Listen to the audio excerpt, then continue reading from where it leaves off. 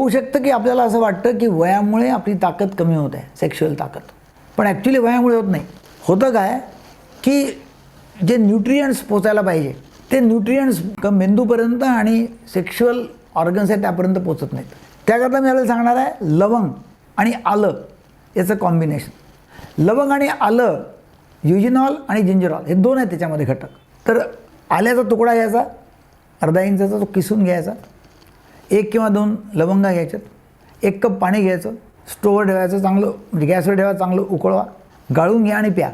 याने काय होतं की या कॉम्बिनेशननी, या पाण्यामुळे किंवा याचा हर्बल टी घेतला तरी हरकत नाही, ज्याच्यामुळे हे टाकलेलं आहे, ज्याच्यामध्ये टाकलेलं आहे ते ब्लड सर्क्युलेशन खूप सुधारतं. ब्लड सर्क्युलेशन वाढलं, नॅचरली ताठरता वाढते, एनर्जी वाढते. ब्लड फ्लो जर वाढला पूर्ण शरीरामध्ये तर न्यूट्रियंट सर्व शरीरामध्ये पोचतात. असं आढळून आलेलं आहे की लवंग आणि अद्रक म्हणजे आलं जर घेतलं तर सेक्शुअल लाईफमध्ये सुधारणा झालेली आहे. पण याचबरोबर जर आपल्याला सिव्हिअर लैंगिक समस्या असेल, लवकर शीघ्रपतनाची म्हणजे लवकर पतनाची समस्या असेल तर औषध घ्यायला विसरू नका.